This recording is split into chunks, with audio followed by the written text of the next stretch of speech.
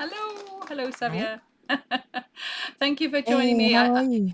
I had a lovely experience being interviewed by you recently, and so I'm returning the favour because I've got lots of questions because I want to find out more about what you I get love into. this.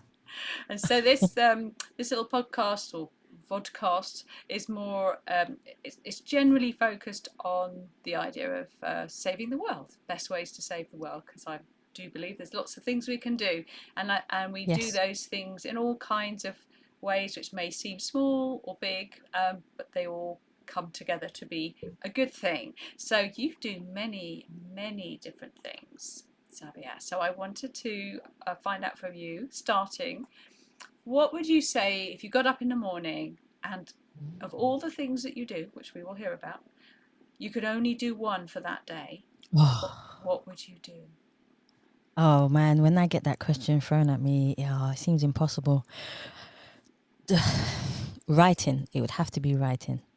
Writing is the one thing that not saying that I don't treasure everything else, but writing is the one thing that I treasure more than anything else in the world because it gives me the opportunity to see life, people, and things from a different perspective. And it also helps me to release kind of like a therapy in a way. Like comedians go on stage. I was saying this today when I had a podcast show.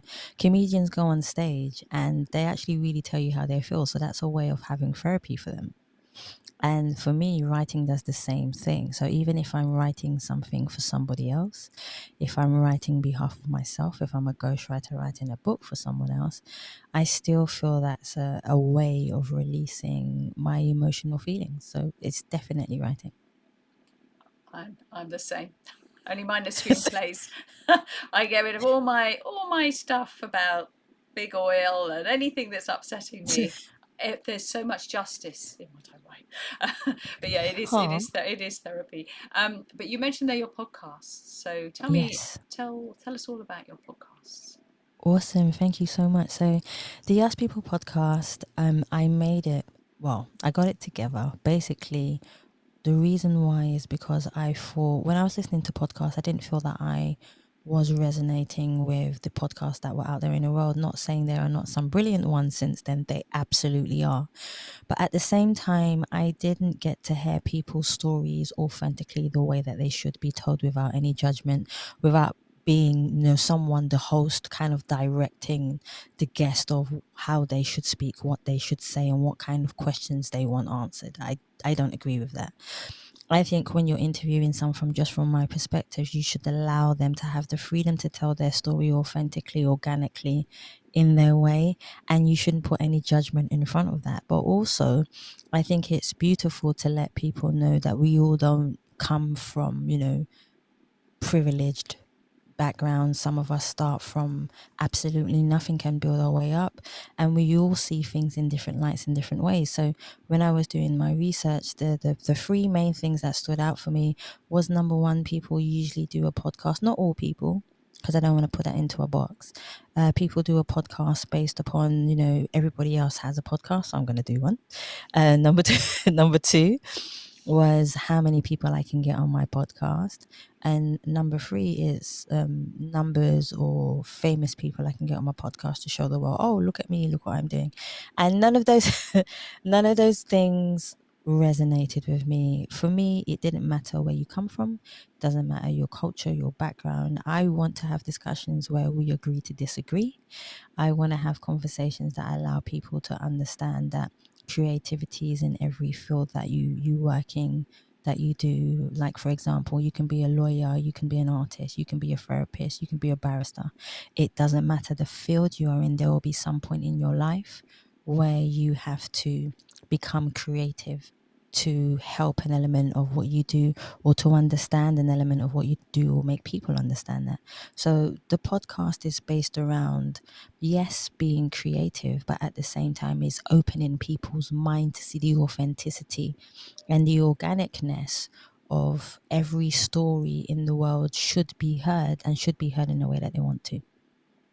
I felt that very much being interviewed by you, that I wasn't in a box, because I have my divorce strategists save people from Yeah. horrible court side, and then screenwriter, filmmaker There you side, go. and it was great too. And when you talk about it from a place of creativity, everything is connected. It's not odd to be doing two different things, Yeah, even though there's an assumption that that is the case. I think sometimes, maybe less so now, as people are having to diversify and pivot endlessly in order to survive. that's true.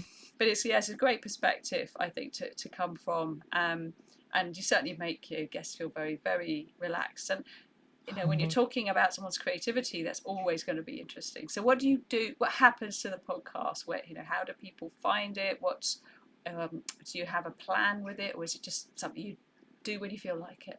Oh yes, certainly. So when I first started the podcast, as I'm sure many people when they first start something, they may think no one's gonna listen to me, Susie. Like no one's gonna listen to my voice, no one's gonna listen to me. But humbly, as time progressed, um, people started listening, and now it's in 56 countries, I do believe. It's gone up, so it's 56 countries, and I do believe it's on, I think, around about the same amount of platforms. And you can go on anywhere. You can go on Spotify, um, Google Play, you can go on Instagram, you can go and literally just type it in, Us People Podcast. People usually get it mixed up with the US People Podcast, but it's Us People Podcast, which is completely fine, and I completely understand it. But you can also go on the Savia Rocks website, and you can also go on the Us People Podcast website itself. Just type it in Google. Literally, it will all come up and it will flood with everything that you need to know. And there's so many interesting things on there. On the main website, you have a story for each podcast that comes out. That is like an inspirational story, depending on the subjects that we have spoken about on the day or in that podcast. And it kind of highlights the positivity, because that's another thing that we need more in the world, is the positivity and the compassion of seeing things from a different perspective, rather than being manipulated by society and politics. And I'm sure we could talk about that all day. Where I like the way you did If that, highlighting your face expression, is just the it's just a way of kind of bringing more kindness in the world. And I think we need that more now than ever. I think people are more consumed with materialism and look what I'm doing and look what I have, rather than trying to help people, to make them understand it's okay for you to look how you look. It's okay for you to speak how you speak. It's okay for you to dress up how you dress, because how you dress is a way of expressing yourself. And that's within all of us. And I just want people to understand that. So literally that's what the podcast is about. You can find it anywhere, or just give me even a shout, which is Savia Rocks, and you'll find me too.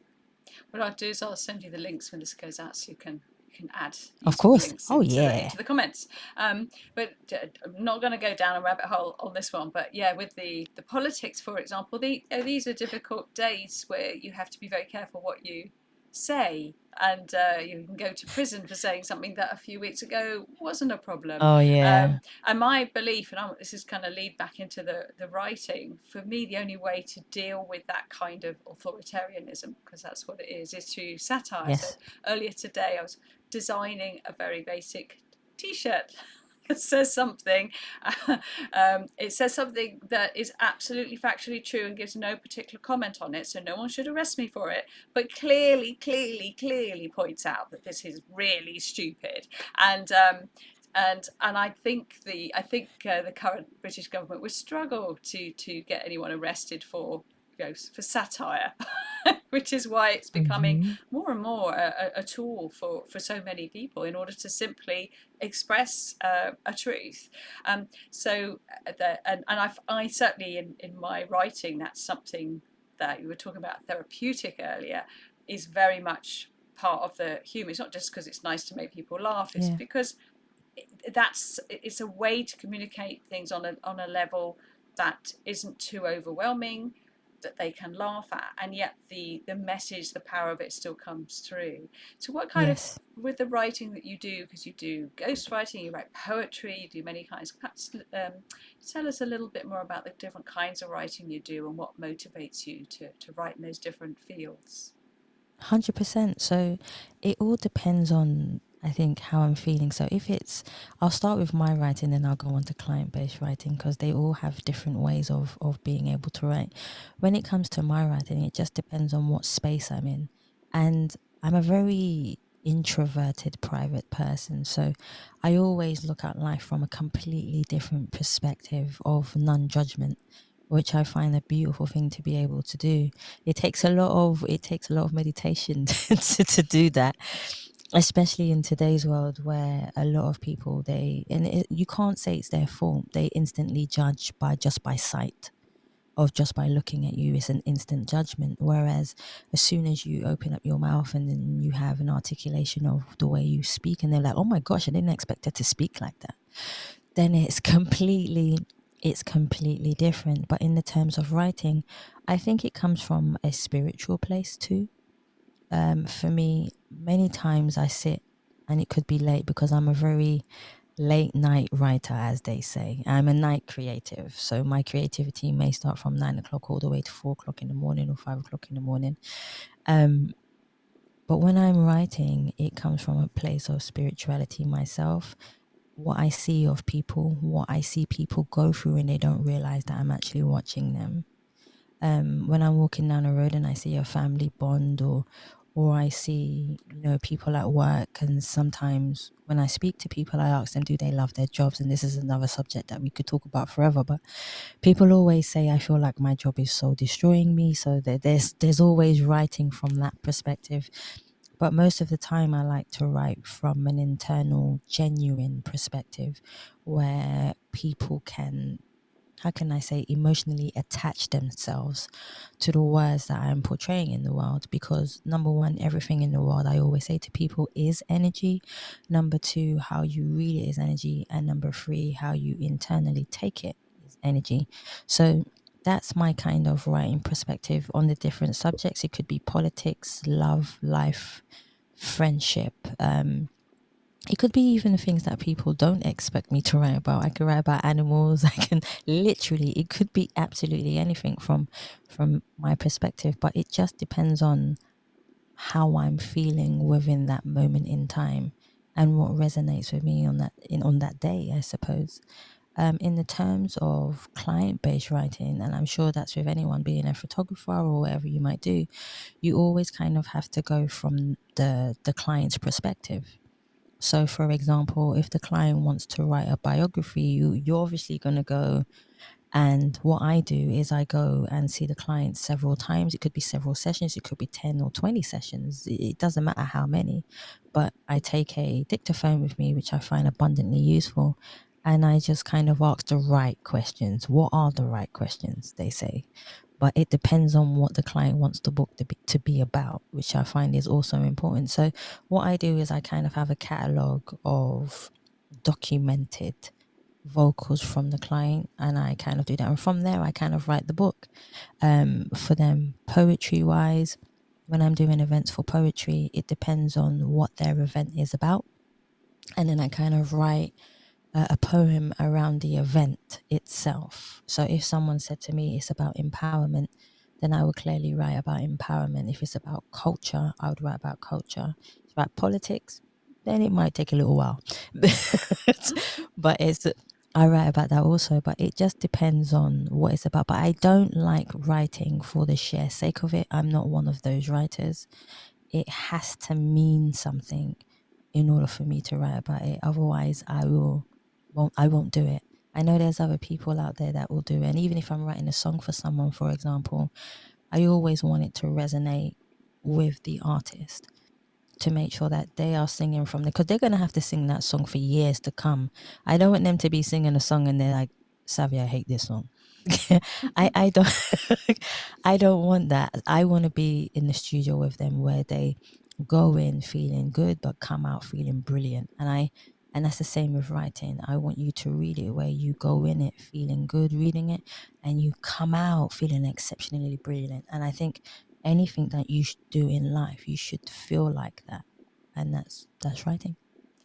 Even my horror films, I like them to end in a positive, uplifting way. I can't just have a horrible ending that's just depressing, because that, like, what's the point of that? We could just turn on the news for that. Yeah, pretty much. Take it to the extreme. So with the ghostwriting, could you give some examples of what kind of books people are asking you to write for them? Oh, certainly. So, a lot of them are biographies. Like I said, a lot of them are like people. People love talking about themselves. Um, a lot of them are biographies, and you'll find that when you go to a store and you read a biography 9 times, or maybe even eight or 9 times out of 10, that person hasn't written the biography themselves. It's somebody else that, like myself, who's come in and kind of, found out about their story and written about them. Also, there's poetry, as we all know. I love writing poetry. Um, I find it resonates with who I am, and I've been doing that most probably since I could spell. To be quite fair, even though I'm dyslexic, I still kind of pushed myself to read words. I even at a point read a whole dictionary just to try and understand it. And it was quite, for me, I know it's going to sound really, really strange, but it was quite therapeutic to me because I was learning all these words. But again, when you love something, it just naturally just sinks into you. It's like a sponge, and you just become a sponge to it. Also, fictional people ask me to help them with fictional books. Also, I think that's and then there's also fantasy. A lot of people like fantasy books as well, which is really, really nice. And then there's also children's books, which I find fascinating. And I love children's books. I can most probably do, if you said to me, Savia, which one would you write all day?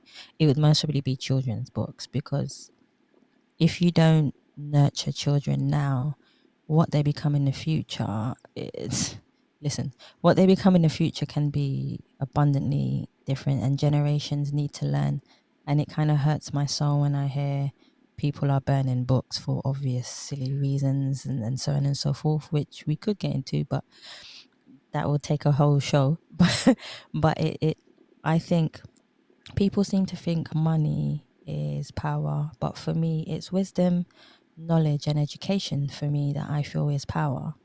And knowing these things help you to choose. And I always say in life, the choices that you make determine who you become and who you want to become.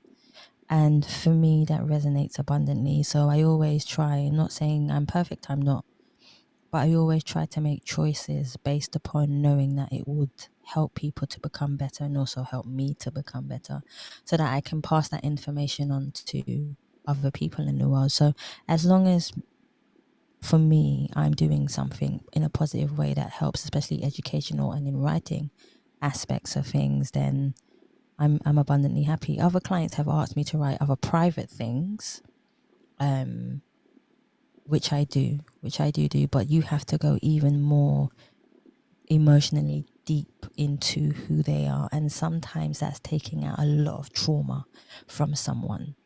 And doing that is very personal. So those are the things I do right. But if you said to me which one do I love, it would be kids' books. but without any limitations. You without any What limitations yet. on these, you can't, let's say to the child, look around you at the world you're in now, but you're only allowed to learn about little bits of it, because the other bits you've just got to wait till you're older. No, It's I just love when like, I throw kids in. I love when I throw kids into a library and I'm like, choose yeah. any book that you like, and that's what my teachers taught me. Mm. In the, I'm going to show my age now.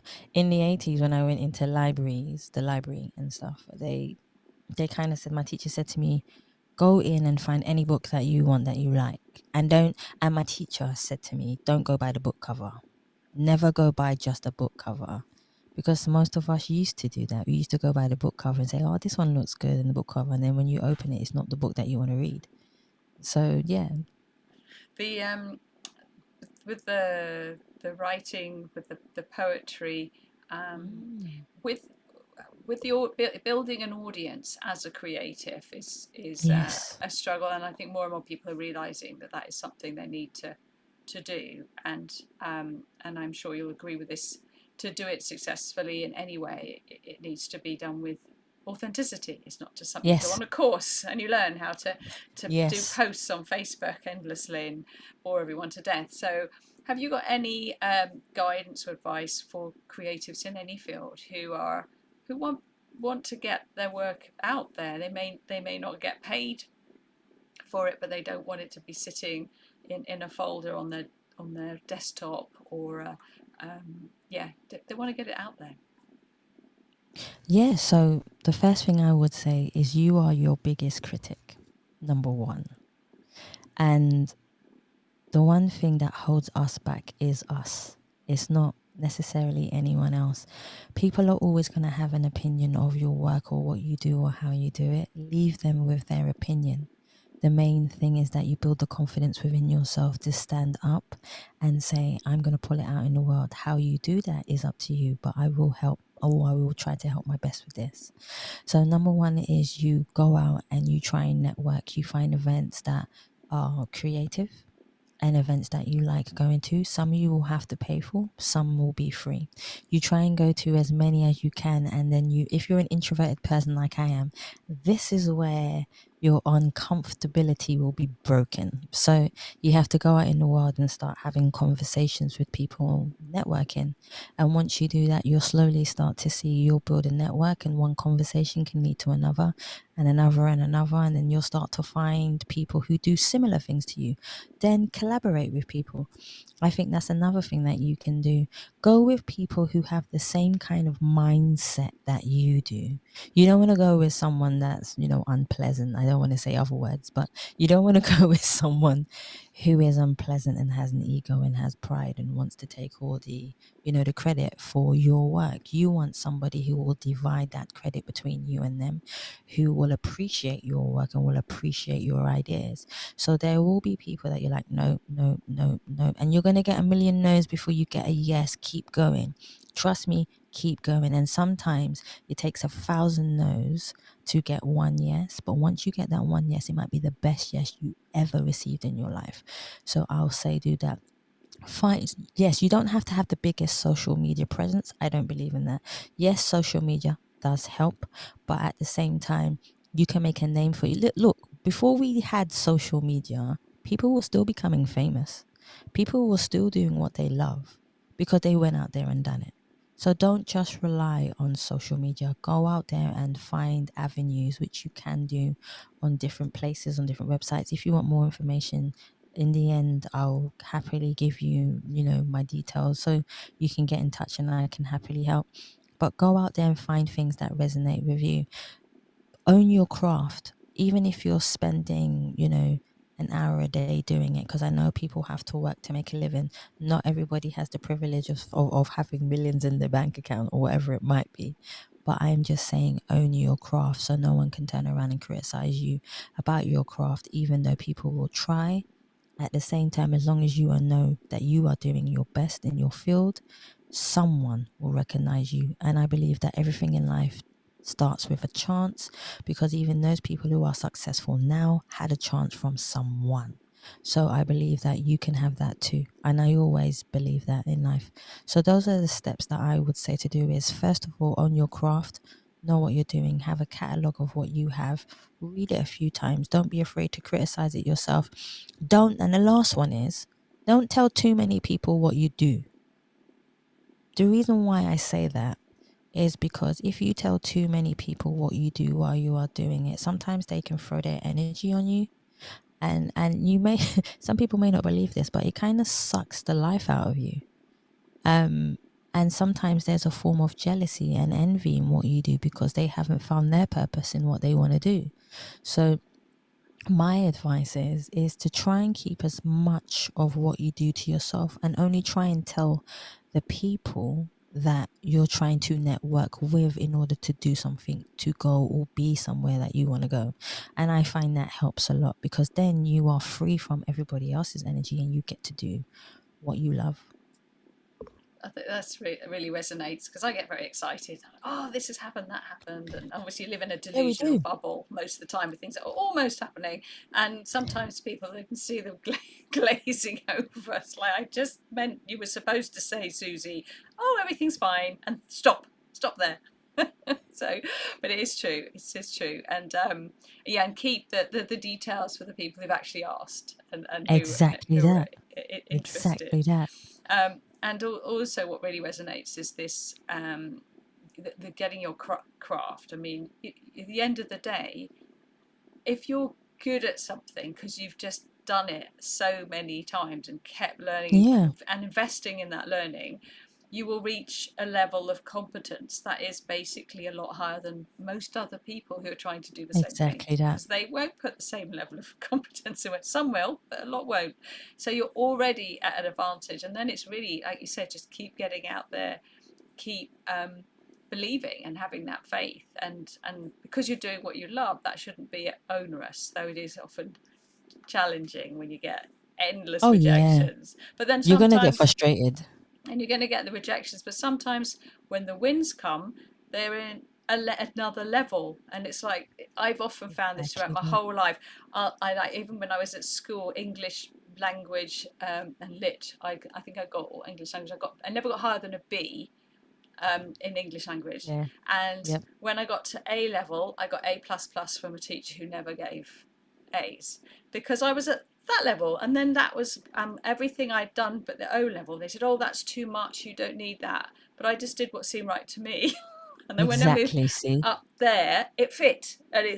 And so I always believe that, yeah, get your craft, but also find what you, at the level that you're comfortable working with, and don't worry about whether other people think it's high, low, or whatever. And then you will find you'll find your audience, you'll find the competitions that appreciate what you do, etc. And I think that's quite a hard one, because we are so sort of brainwashed into believe that there's a certain hierarchy. But actually, I think it's all on a plane, and it's just some people fit better in that space, and some people fit better in that space. You kind of got to You'll find find your your own space. space. Yeah. You Yeah. will find your Yeah. own space eventually. So don't worry. And another thing is, I completely forgot this one and I should have said it, is don't worry about what other people are doing. Because what we do on social media is we go, oh, look what they're doing, look what they're doing, look what and we kind of compare ourselves Mm. to other people. So now I don't even really look at social media. I don't look at social media unless and all my team kind of just go on social media and do it. And I'm like, nope, I'm not looking.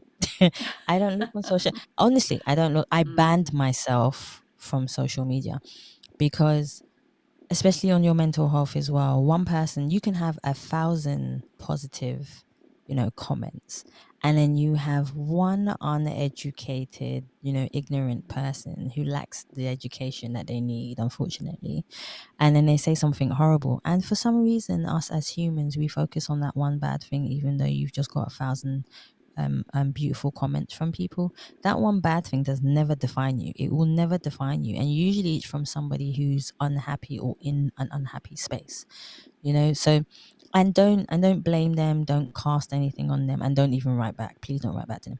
So just let it go. Just let it go, let it be, and forgive them and move on. But please don't, compare yourselves to other people, because we all have our time, we all have our moment, and when it's your time, believe me, you will shine. You will shine, and just embrace that. And when was that? When did that become clear to you? What aspect of your life did you have that point where you thought, "Oh, I can do this. This is one of the focuses of my life now, and not Yeah, just because I love it, but because this is something uh, that somebody else has realised is good." I mean, for example, like most people, I think, who start out writing, it takes a long time to go, "I'm a writer," and feel completely comfortable with that. And I realised when I was doing my masters that even though my father was a writer and I'd always written stuff, no, what one person in a car who was a business consultant when I was in my I think in my 50s, no 40s, I was chatting away and she said, "So you're a writer?" And I remember thinking, is that what I said? I didn't know I'd said that. I think I was just babbling away whilst driving about things I was doing, but it always stayed with me. And and nobody else ever said to me I was a writer until I started to go, I am, because I've written things and I'm there you studying it go. and I'm learning my craft. So I am one. But and you can. So for you, how did you have a moment where you had that validation or recognition? I think it's more recognition, which I think is important. It's really hard to go forwards where you're the only person who would say that Yeah. about yourself with confidence. I never said, I think I'm quite similar. I never said I was a writer or a songwriter. I think what happened was I was at my grandparents' house, and I remember I was a teenager, and I still have it today, but I had this thick folder of songs and poems, and I would never let anyone read it. And then one day I had it with me, and my auntie, she's passed away now, but she she was the youngest sister on my dad's side, and their family have like 14 brothers and sisters. It's absolutely ridiculous. But but she was the auntie that showed me attention in the sense of, what are you writing there, Savio? What are you writing? So one day I actually opened it and gave it to her. And then she said something similar. She said, "So you're a writer?" And then I said, "Hmm?" Yeah, yeah. Duh. So I went, "Hmm?" And then I said, "I guess so." I said, "I guess that's my purpose, is to write." And then she said something, and I kind of liked it as well. She said to me, "Why do you, at the time," she said, "why are you writing about things that are so sad?" Because obviously she went through my folder and she realized that a lot of it was quite sad. And then I said, "Auntie, I really don't know. I honestly don't know. I'm just writing because that's what's coming to me." And she says, "Maybe you're feeling," which made me realize about being an empath as well. A lot of writers are empaths as well. So they feed, well, they get emotions off people, even if they bounce off them or if they're around the same circle. And then I realized, oh, maybe I am, and that's what made me. And I was in my teenage years, and even though I've been writing since I was really young, since I could, like I said, like I could spell. Literally, I was writing on the walls in my mum's house, and every year she would have to paint the walls because I would be writing something on the walls, and she like, "Don't give my daughter a pen, please," because it was it was literally, me writing on the walls.